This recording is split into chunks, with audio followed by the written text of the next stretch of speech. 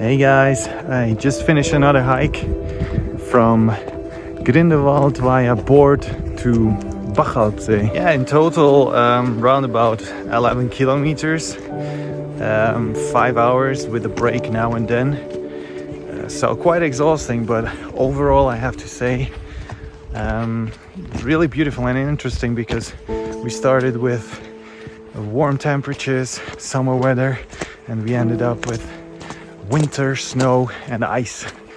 Surely not easy because it was around 1,000 meters elevation gain, so you need to be in shape, but it's definitely a moderate path. You don't have to be a pro. So if you're in Grindelwald and you have a long stay and you wanna go for a hike, try out Grindelwald, Bort, first to Bachalpsee. It's really beautiful. That's it. I'm heading back to the cable car because I'm definitely done.